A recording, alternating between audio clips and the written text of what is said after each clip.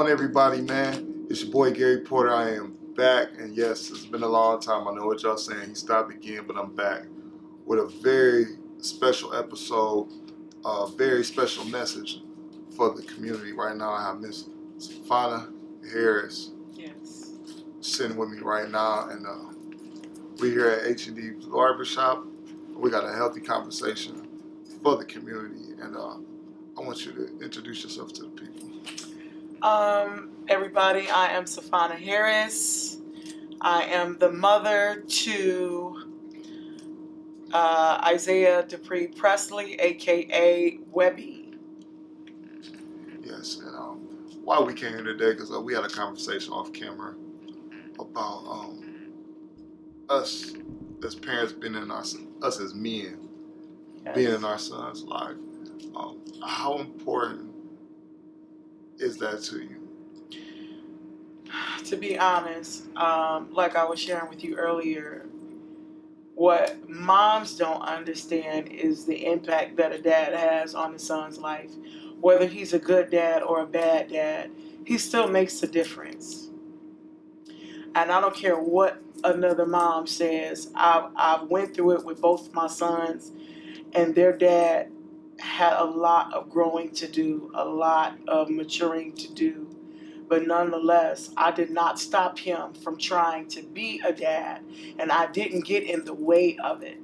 You know what I mean? And so as a result of that,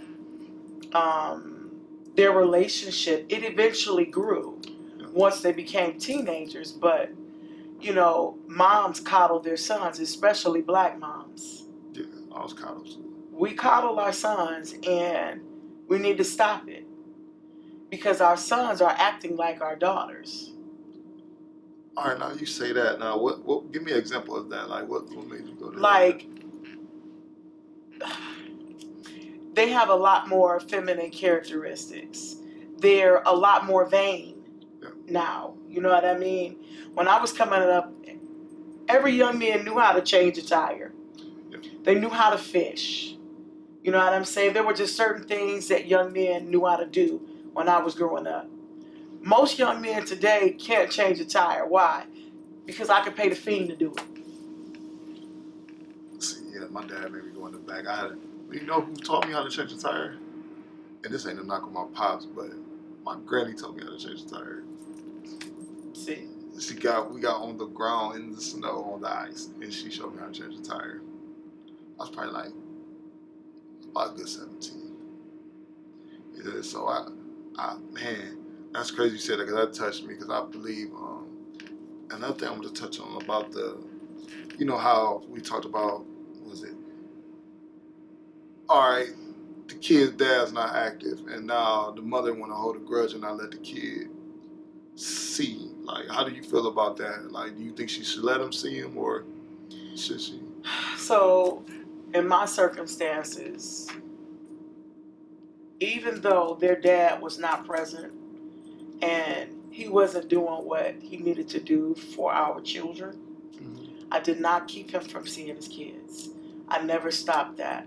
Unless I felt like he might have been drunk or something like that, then no, you got to sober up, because you need to be present, and you need to be, you know, present mind, body, and soul.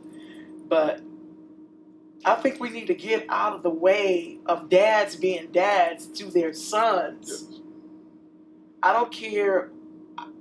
I'm just the mom that's just going to stand on what I stand on. I will never keep, and I have never kept, my kids' fathers away from them. If he wanted to see his kids, he could see his kids. If he had money, it didn't matter. If he didn't, it didn't matter. Take your kids, gone, because they're yours. You know what I'm saying? And I was the mom that after I divorced, I never put another man over my children. I never, you know, moved on in a relationship in front of them and brought the man into the home. So the only man that they've ever been around when it comes to me is their father.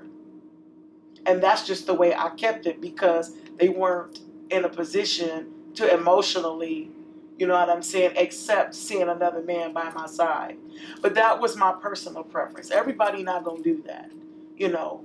But I don't think that moms should keep their kids away from their dad. I don't care what they say. You know, he don't do this and he don't do that.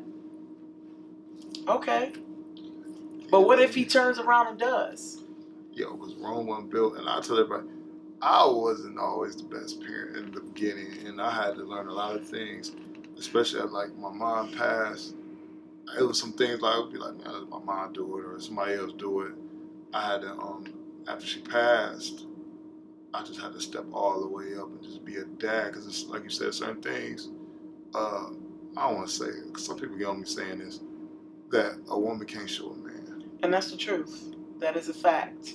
The dynamics of the family, the headship starts with the man. I don't care how independent we are as women. I don't care what we know. I don't care how much money we make. The dynamic of the family is the man is the head first, period. And there's a reason for that. You know what I mean? And so, you know, I mean, women have had to step up and wear that hat. And, you know, some of us want to and some of us don't. But at the end of the day, I can never be a man. I can never think like a man. I can never move like a man. And I can't teach my sons how to be men. I can teach them how to maneuver through life to be sustainable. But I can't teach them how to be a man. We don't even think alike. So with we had a conversation about the gun violence thing that you want to talk on about with the law and things like that. Yeah. Because you lost your son to gun violence. So what could it take for us to stop down on getting these guns to these younger people, or these not younger people, these irresponsible people? Well, first of all, let me share this with you. And I got this from my son, Chachi. Chachi told me it's easier to get a gun than it is a pack of cigarettes. My son told me that. He said, Mama, it's easier to get a gun than it is a pack of cigarettes. He said, and you got to remember, there's more money in guns. So we're not all to blame, I believe. Education, definitely. But more so, before we can really change anything, we got to change us. And this is why, you know, it's important for the men to step up and to mentor young men, to embrace them, create a safe space for them, help them to learn how to express themselves. You know, don't just be a father to your son. Be a father to all sons, because every son don't have his dad around. But guess what? You can create a village and train and mentor young men, you know what I'm saying, to work through frustrations and not use their hands, learn how to communicate and express themselves without being damaging to the person across from them. I mean, like, it's just a lot of stuff that we could do. We got to be geographically correct before we can go anywhere else. We got to get the young people and the people that are out here using these guns to help them to see alternatives, to help them to express themselves, create a safe space. Take them to church. Yeah, the church don't, man, the church, some people scared of church. I get it. I really do. But when I was coming up, church was mandatory. I mean, but not just that. Church was where everybody met. You know what I'm saying? Everybody. You was at Tuesday night prayer. You was at Wednesday night Bible study. You was at Friday night Jubilee. Saturday you had choir rehearsal. Sunday morning you went to church. And then you went in the basement. Sunday school. Sunday dinner, Sunday school. And then we went back up. But everything was centered around church. When people needed help, they went to the church. When they were hungry, they went to the church. When they were mourning the loss of a loved one, they went to the church.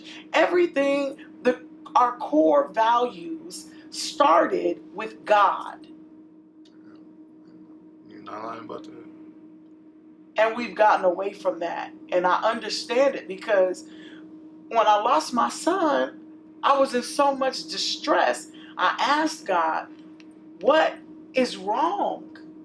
Because since my son has been killed, There's been at least 6, 7 deaths related to gun violence since September the 14th. And I could be wrong, and I'm paraphrasing, but I can count at least 6 people that have died to gun violence since my son has been murdered.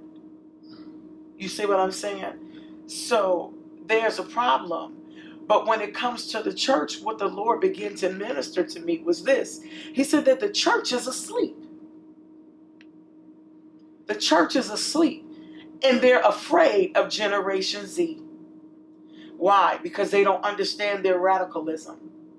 They don't agree with the tattoos and the piercings.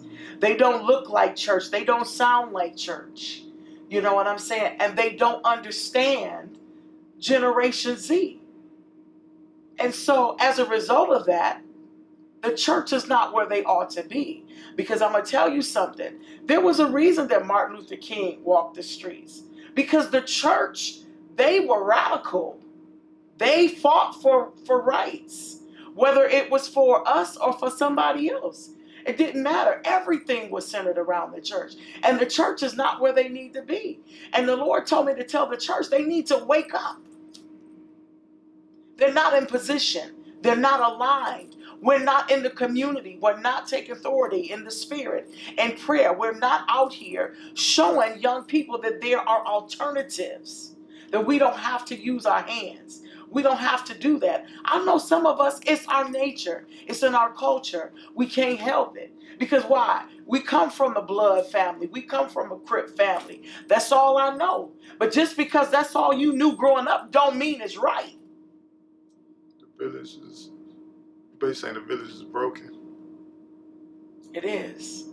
Because I had this conversation a lot too. Back, because I don't have my past. I used to gangbang. But I remember when something went on, it was an older dude to be like, all right, y'all chill out, don't go do that over there. It's this and that and this. Or don't shoot over there, there's some kids over there. We had like a little bit more structure. Yeah. To now, and I'm trying to think. There's one time something was going on and somebody shot in somebody's house. And one of the older heads was like, look, man, y'all sit down, man, we don't do that. You get next out. And everybody stopped. So it's like love, man. It was, even when we used to be in the neighborhood, they even had to be gangbanging. My neighbor was allowed to kick my tail. You know what I'm saying? Tell me I was wrong. Now, you tell a kid it's wrong, it's bad. It's like a whole nother ball game. And I think older people, especially my age, kind of not me, but some because I don't care. I'll fight a kid. I tell a kid in a minute, like, man, hey, man, sit your butt down somewhere, man. What's wrong with you, bro? Right. But some people are fear. Yeah. When you say something to one of these younger people. And that's the truth. And it's scary that we came to these times. But I also want you to talk about your son. The good times. How was he growing up? Isaiah was a handful.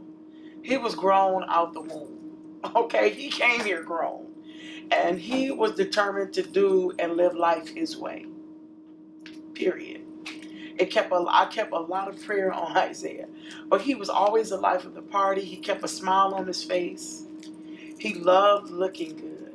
That was always his thing. He wanted to be fresh, you know. And by the time he got to high school, that's where he got his name, Webby. Because he used to wear an afro with a Beijing. And, you know, everybody just kept telling him, like, you look like Webby, you look like Webby. And so that name just stuck with him, you know. And don't get me wrong, he was always a life of the party. But he also had things that he got in trouble. You know, he got in trouble with the law. He was a weed man at 14. By the time he was 15, he had a bounty on his head.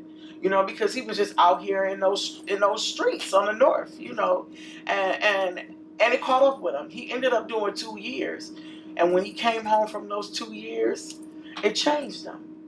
Because see, what he had to learn was this: when you out here and you getting it and you eating, as he used to say, we out here eating, mama. When you go do that bid, All them people that was eating with you, they not there no more. At all. All them people that was telling you they had your back and you my nigga, they're not there no more.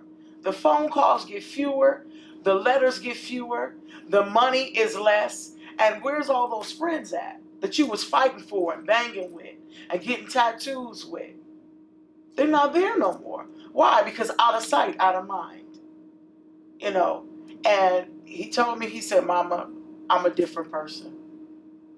And he really changed his life.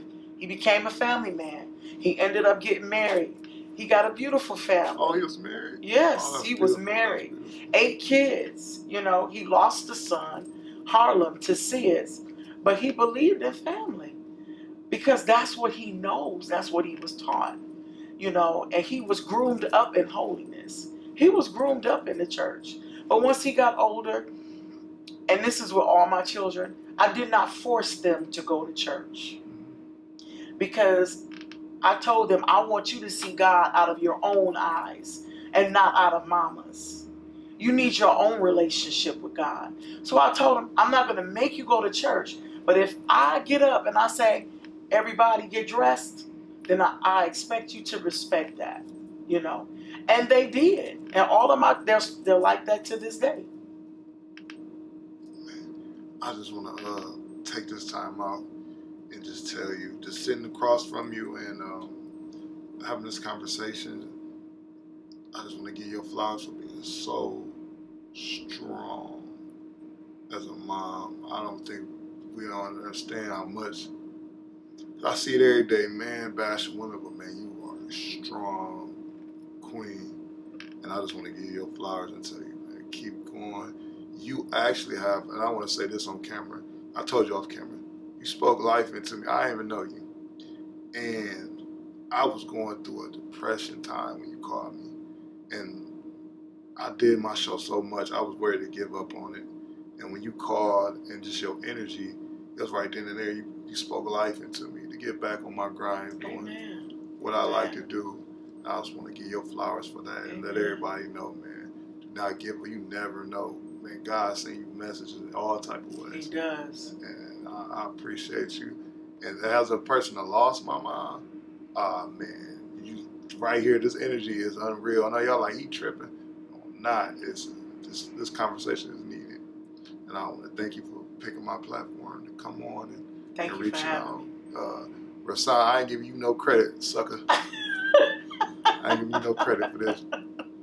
I'm just playing. That's my bro. But I told him, I said, you have any friends that have podcasts or anything? Because I just want to continue to keep preaching this word, and we got to get it out. Parents need to have those hard conversations. Parents need to go in those rooms and go through those things and search and look under their beds and their mattresses. Check those pillows and those drawers, because you will be surprised at things that you find out about your children. Because yes, your child is capable of being something different when they're not in front of you. At a young age, too. Exactly. And my children, for so long, I thought they were innocent. And I'm telling you, the streets had a funny way of telling me what was really going on. And all my kids was banging, even including my daughters. That's no bang. Oh man, they was banging before Isaiah was. Oh, Destiny. Okay. Oh, say it ain't so. Yeah, Destiny was banger number 1.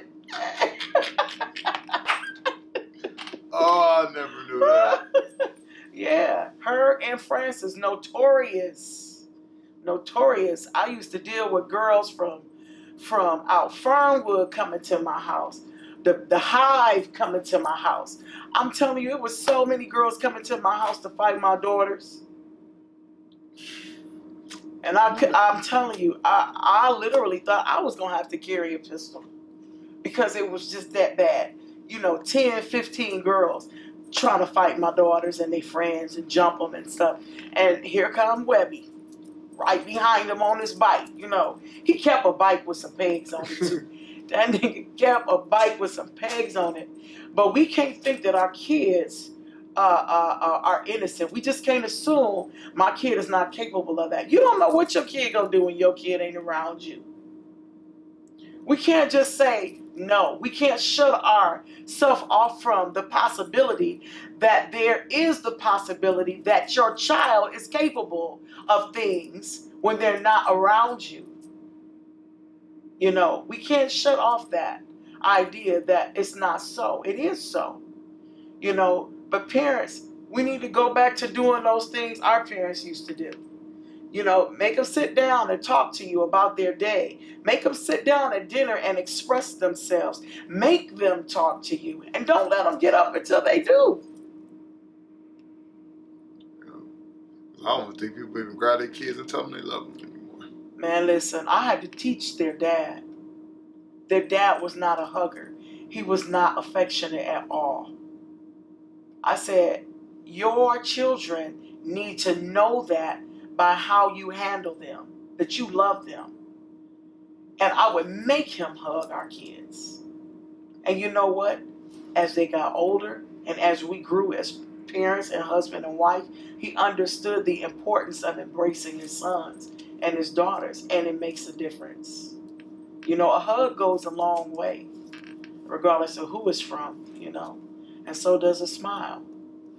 But, you know, everybody's not like that. They're not affectionate. Even one of my cousins on my ex-husband's side, you know, she was with us from the whole time that we found out my son was murdered up until, you know, the funeral.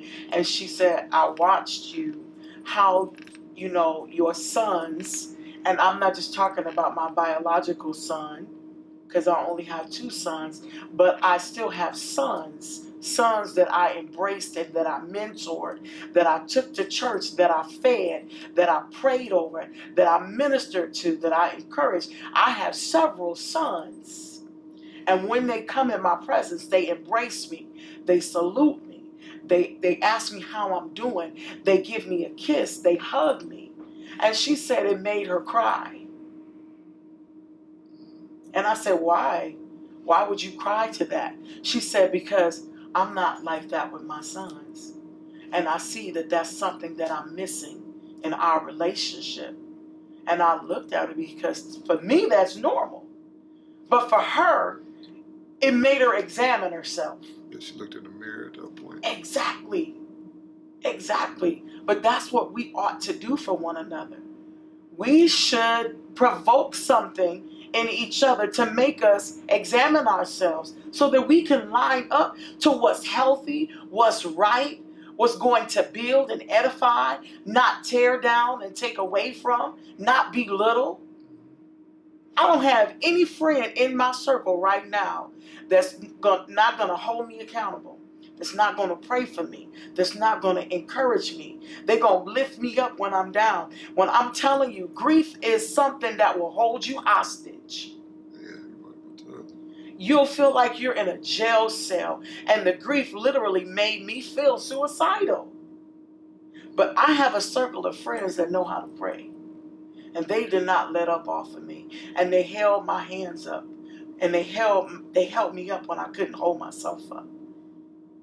And God finally breathed life into me, and I was able to stand, even if it was just for a minute, that I could gain some strength so that I could get up. And that's all God kept telling me. Get up. People have need of you. Get up.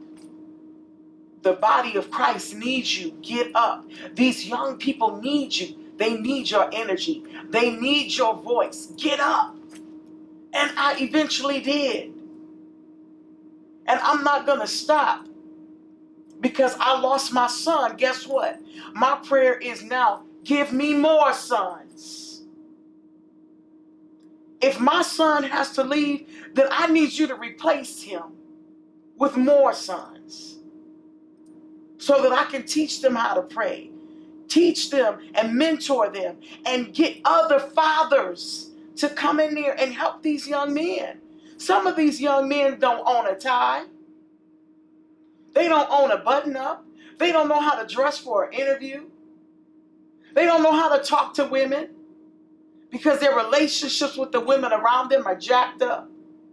This is why it's important for dads to be dads. This is why it's important for the church to step up and do what they need to do as believers. We are losing young people. We're losing the next generation of sanctified people. We're losing our next church. We got to get it together. Man, that's deep. I didn't think about it like that. I feel like you preaching to me. I swear. And that's crazy you said that, because I think about it, man, it ain't no more. I used to, like, my son probably 6th, 5th grade. I couldn't stand the word "unk." I was like, hey, little nigga, I ain't no "unk," nigga. I ain't your nigga. Nah, I'm coming up. Nah, I just feel like that "unk" word makes me just feel like, because we used to call somebody "unk" back in the day, like, you a dope thing. But now I feel like it's the wisdom. It's like we don't have no big mamas no more. Yeah. We don't got that. We got to get back to that old school loving, man. You ain't eat, we all gonna eat. You That's ain't right. gotta, kids be like, oh, I'm gonna just wait till I get home. Boy, you want some of this food? Boy, come here, get this plate. Exactly. That was my house. Because, you know, I have 5 children. 5 children bring 5 children home. Mm-hmm. So if one eat, then everybody's hungry. If one spend the night, everybody wants to spend the night. If one is going to a party, everybody wants to go to a party. And my house was a house, it was like the safe haven of our neighborhood. Because we lived on Dexter, 422. Northside. You know what I'm saying? But that was my house for a lot of young men and young women. And if they wanted to come to my house, first thing they knew, they had to go to church on Sunday. If you know any person that are my kids' age that grew up with them, they knew if they wanted to spend the night at my house, they had to go to church. It was no ifs, ands, or buts. And if they didn't want to go to church, then they couldn't spend the night at my house.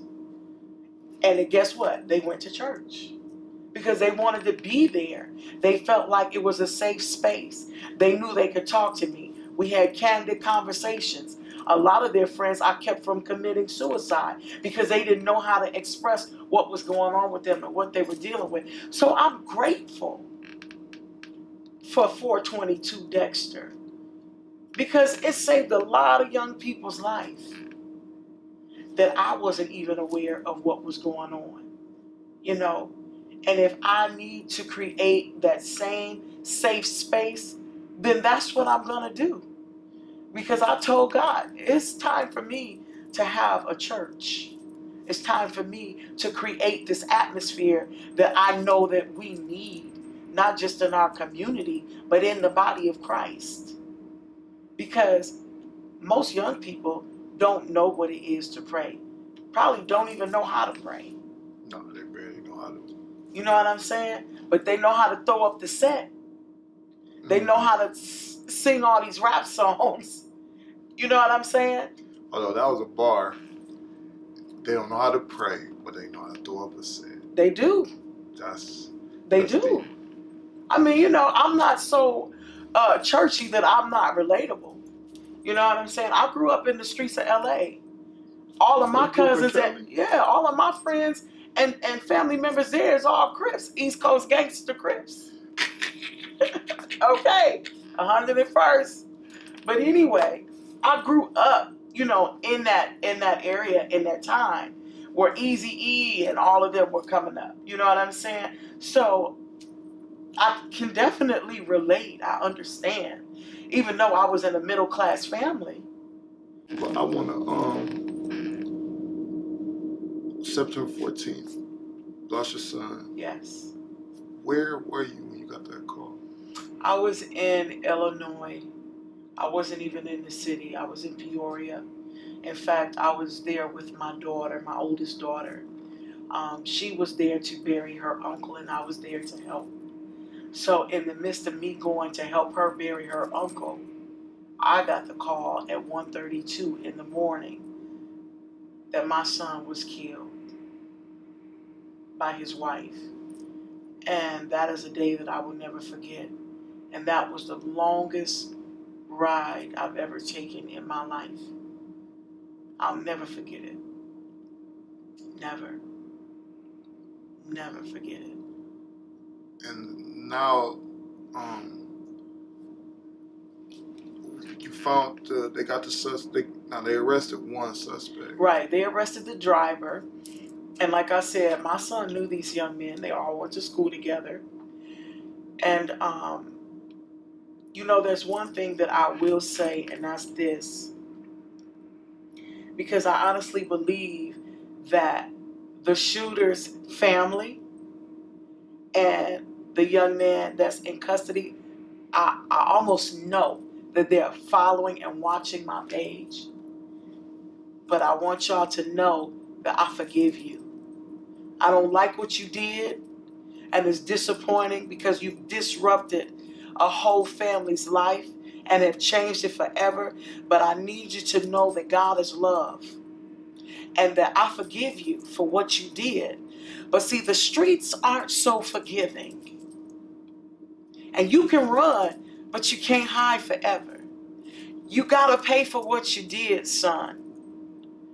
I don't care if you do it now or if you do it later. The Bible says, whatever a man soweth, that shall he also reap. You got a harvest coming. You got a harvest coming, son. But I forgive you. Man, that's a deep. I usually be like, look into the camera. I have to today. And you said they knew your son. They went to school together. They were at my son's wedding reception. Yeah. It really, really hit home. It really hit home. And in fact, we were just at court for Keenan is his name. And it was just amazing to me. You know, he was he and a ha-ha with other inmates walking into the courtroom, and I was just sitting there like, wow, you just turned somebody's life upside down, and you laughing and giggling and talking, and it's like, you could have changed the narrative had you have held your friend accountable. It only takes the blink of an eye to make a decision. If you would have said, man, find another way, my son would be here today. You know what I mean? And this is what young people have to do more of. Hold one another accountable. We don't do that. We just all, you know, we want to ride or die. No. You want to ride so you can keep riding. You know what I mean? I don't understand the accountability thing. We don't want to hold each other accountable anymore. But accountability is a part of being an adult. This is why we have so many young people that are not learned, don't know how to make it on their own. They always got to be at home with their mama. This is a problem. But it doesn't change until the change starts in us. It doesn't change until the change happens in our community. We've got to be geographically correct. We got to hit the problem within the home first. The love, charity starts at home. Everything that we do starts at home, and then it sheds abroad. You see what I'm saying? So what's the use in marching the streets trying to hit the Capitol when you don't even have your own house in order? When you're not even, your community is in an uproar. You know what I mean? We got to get back together before we can go anywhere else and do anything to create any type of change. I don't want to seem like I'm preaching, but no, not just me. People that hear this, and that's right, in the house, I always thought that, like, man, how can I tell? Like, we was in here talking about the when my dude Dion was there talking about the president. Man, the hood's still broken, man. We can't worry about we can't worry about certain things until we fix us. right. We can't. It's like it be things, and I can say it now. He can get mad if he wants to. Me and my son we'll go through some things. And I'll call him B right there and be like, hey, man, you think I'm wrong? He'd be like, man, you should handle it this way. And back when I was young, I was like, hell no, it's my way to hide with me. Now, like you said, I learned accountability. And now I got more peace. I see the world from a different space as a grown man now. Yeah. And like I said, and I also think that you should watch who you surround yourself with. Okay. Say that again. Watch who you surround yourself with. Right. Man, you'll be surprised how many fools say they love you will be your downfall. Like literally, I had an accident years ago when I hurt my neck, and the accident showed me who was really my friends and who wasn't. To this day, it still shows me. And just being, man, who you around, man, just be. I got homeboys all over, feds, regular jail, going to jail. A brother, he just did 2 bids back to back, and me, him, and it's a blessing to be able to talk to him every day. Cause, man, I remember when he got shot, I balled up and cried like a baby. I'm like, man, why? I ain't stopping. Why? But he was going to put a basketball rim up for the neighborhood, and a fool seen him and just shot him for no reason. Just because he was affiliated somewhere. He ain't hang with the dudes. We were just off in the same neighborhood. And, you know, I was just a blessing to wake up and talk to him about he drive trucks. He got businesses starting and things like that. Right. And now we laugh about the old times, but now we just be like, man, I'm thankful for Tone. To the fact, like, man, bro, you really here, you really out here. We got to encourage each other because the kids gonna know the streets is done. The streets is done. Either gonna tell on you or you gonna die. It ain't no honor amongst thieves. There's nothing. There's nothing in the streets, so man. Every time I get a chance to pump and go get your CDLs, I was happy my son got his scholarship to that trade school to get out of here. And I think we just got to pump just more. I seen a thing on, I won't go into it because it's an open case, but it was something, and I just felt like it was something that happened to somebody who was a pillar in our community. And I feel like that man brought so much to a certain school. Now y'all really gonna kick him and believe this? And I just believe, like, man, kids can go be pilots. You can go have your nursing credits and everything now. And we gotta pump this. Especially education is very, very big. I'm very big on that. Yeah. And I see people bashing the public school system here. Well, how many? But a lot of the parents aren't involved at all. But they got the most to say. And that's the truth. And that's what I meant about we've got to be present. We're so distracted. And this is just the culture that we're in. We're in a distracted society. We're constantly in our phones. We don't have conversations with our children anymore. We don't sit down at dinner together anymore. I don't know anything going on with you. We're at the table. Everybody's in their phone. Nobody has eye contact anymore. Like, we have really lost those things. And COVID just intensified those things. Man, worse. You know, and as far as the streets are concerned, this is one of the things that I've taught my children at a young age. I said, if you in the streets, if you take from the streets, you're going to give back to the streets. Number one, if you take from the streets, you're going to give back to the streets. It's going to either be your time, your mind, or your behind. But one of those 3 things the streets is going to get from you. So just understand that. You're not going to be in the streets and you don't have to pay your debt back. You know what I'm saying? And when my son decided to go in the streets, he already knew what it was. He knew the chance he was taking. He knew the risks that was there. He knew that he would be a target and all those things. But that was a decision that he made. And he eventually paid for his decision. You know what I'm saying? So, yeah, we got to have real conversations. We've got to be present. We've got to make our children talk. Make them respond. Make them express themselves. Use your words. What do you mean? It's cool. What does it's cool mean? You know, make them break these things down. Because my kids can't come to me and say, "What's up, Mom?" What do you mean, what's up? No, I can't do that. What? Say that again? Oh, Mom, how you doing today? How was your day? Oh, okay. Because see, when my kids talk to me out of line or like I'm one of their friends, we have to stop and rewind. Now, say that again to me because I'm your mama, I'm not your friend. What did you just say?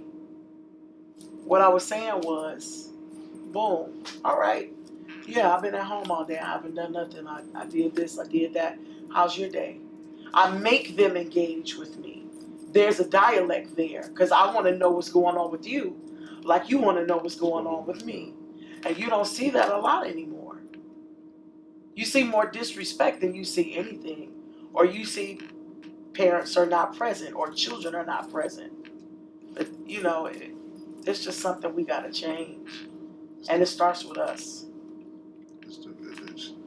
And once again, I just want to thank you for coming on this platform. And anytime you need this platform, it's open to you.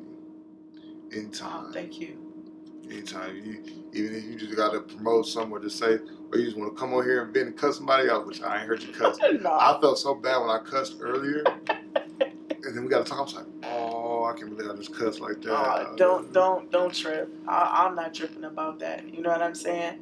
God don't trip about stuff like that. He just wants us to come to Him. He'll fix it.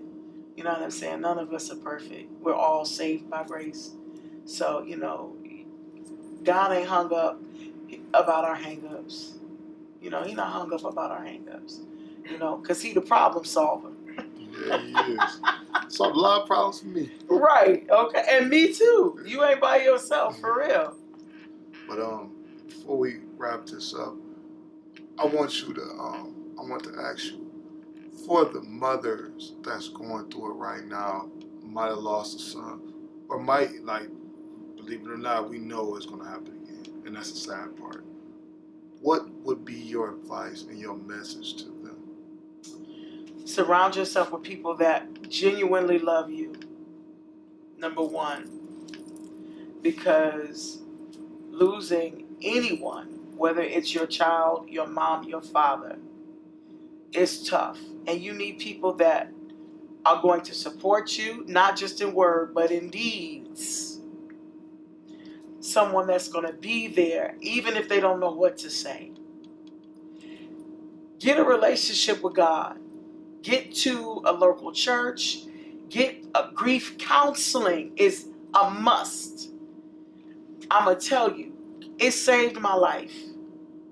A lot of us in the Black community don't want to talk to anybody about our issues.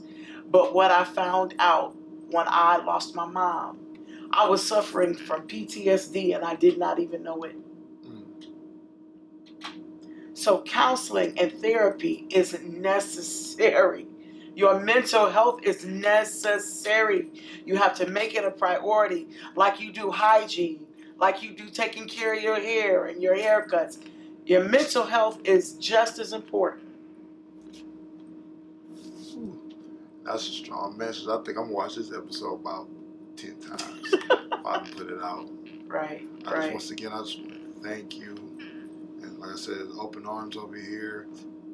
Man, this was therapeutic for me. You just don't know. And I hope it was therapeutic to y'all, and I hope y'all enjoyed this episode. Can you tell the people where they can find you to get in contact with you if they my Facebook page is Safona Harris. I've pretty much gone viral since all of this, but you spell my name Safona. Last name is Harris, Harris. My son is my picture, so you'll know exactly what page to go to. You can also inbox me. I'm on Instagram.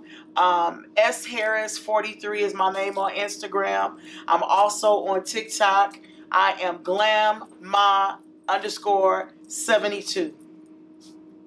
Okay. Hey, you got a TikTok?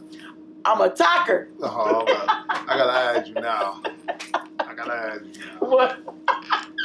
Yes, I'm a TikToker. I love it. Oh yeah, I want to say I'm the first person to interview somebody's mother and their son. I interviewed your other son, Chachi. I got you, nigga. I told him, I said, I need you to hit up your friends. I need to get on their platforms. We need to have these conversations. All right, Ma. Okay. They ain't got back with me yet. I got a couple platforms I can give it to you too. Okay. I can send them your way. Definitely do that, please. We're going to try our best to get this word out. Yes. Because you know what? I think when the men come together and when the men make the difference, I think that's when things are really going to break out. You know what I'm saying? When young men see other men doing the same thing, then it becomes contagious. They become inquisitive. They want to know what's going on. How can I be a part of that? What do I have to do? And that's why I'm approaching the men, because you are the key element, the key ingredient to this change that needs to take place. Because guess what? The gun violence is going on in our communities. And it's bad, because I remember we used to, before we stopped, I remember we used to have like 2 guns. We had 2 guns for years going around the neighborhood. We couldn't have had little 22. Now, oh man. Everybody got one. Everybody got one. Yeah. And some of these girls, they worse than the boys. You know, and it's sad to say, but it's a fact. Some of these young women are just as bad, if not worse, as the young men. You know. But, you know, who's going to step up and be the example? Because most people, like, I'm just worried about me and mine. It has to start somewhere. And if it starts with me, then it starts with me. Because I'm not scared. I'm from the North. I'm not scared. You don't have to listen. You don't have to obey. I'm not scared. I'm going to still pray for you. I'm going to still do what I need to do to get you where you need to be. I'm not scared. We're going to leave it on that note. Thanks everybody for tuning in. Once again, thank you. Yes. And it's another episode of The Books. Hope y'all tune in and y'all enjoy it. Peace. I'm praying for you.